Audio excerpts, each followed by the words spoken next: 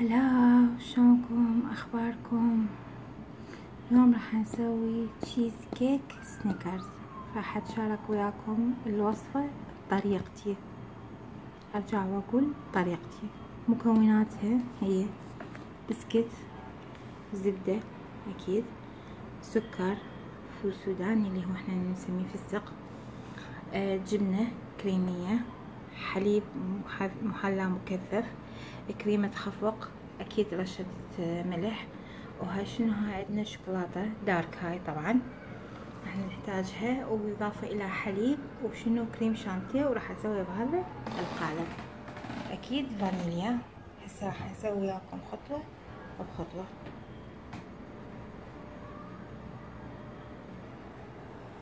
هسه حتى احمص الفستق خليت هاي ورقة الزبدة بالصينية، راح ارش عليه رشة ملح خفيفة، راح اخليه بالفرن 3 ساعة على درجة حرارة 100 حتى يتحمص. هسه ارجع لكم. هسه هاي شنو؟ هاي طحنا البسكت. هسه ايش راح اسوي؟ راح اخلي عليه الزبد وهمينه اطحنه. طبعا داباوي على الفول السوداني قام يلمع ياخذ النكهة مالته بالفرن. شوفوا هاي صار. هاي شنو؟ انا ما خليت الزبدة. طبعا هو تقدر تضيف بعد زبدة يصير عجين اكثر، بس احنا اكتفينا بهذا القدر من الزبدة. هسه راح ارصها بالقالب. هاي خلصنا من اول طبقة، هاي سويناها. الحين يتخلى بالثلاجة الى ان نكمل باقي المكونات. تسمعون الوزة؟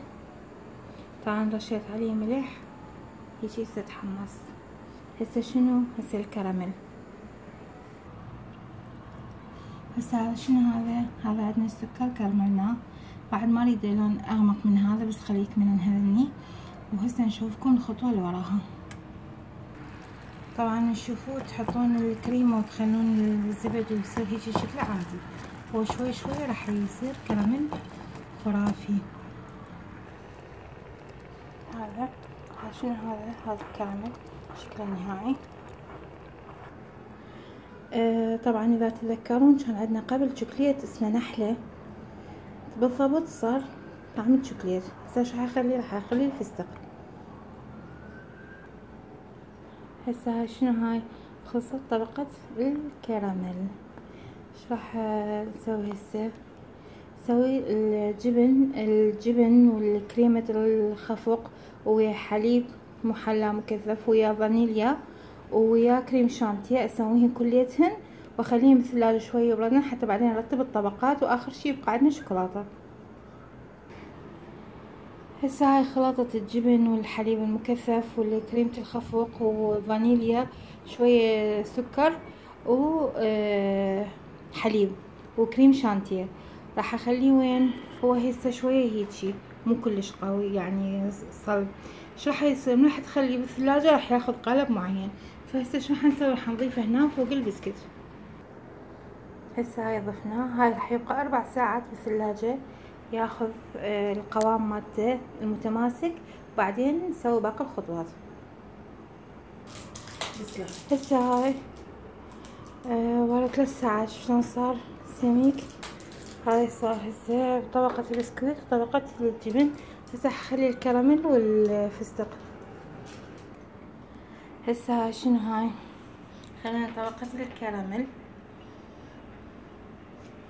هسه يصير بسكت وجبن وكراميل. بقى بس شنو؟ بقى الشوكولاتة نذوبها ونخلي طبقة علوية للزينة، ووراها تبقى 12 ساعة بالثلاجة وتتقدم باردة.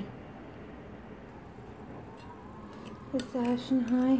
هاي الشوكولاتة على حمام بخار سويتها. هسه هذا صار لنا حاطين 2 ساعة ساعتين ورا ما خلينا الكراميل. طبعا الكراميل طعمه صاير كأنه تاكلون سنيكرز. ما ادري ايش فيه، تعبان عادي يعني، مو كأنه تاكلون سنيكرز. فهسه شو نخلي الطبقة الأخيرة اللي هي شوكولاتة.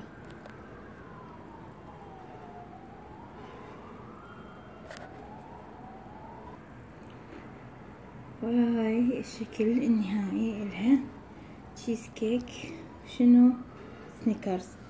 هاي طبقاتها اللي هي بسكويت وجبن، وبعدين طبقة الكراميل ويا الفول السوداني، واخر شي تزيين الشوكولاتة. طبعا هاي راح تتخلى بالثلاجة لمدة 12 ساعة.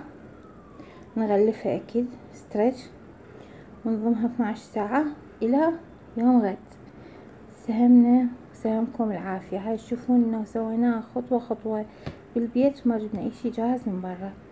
تحياتي.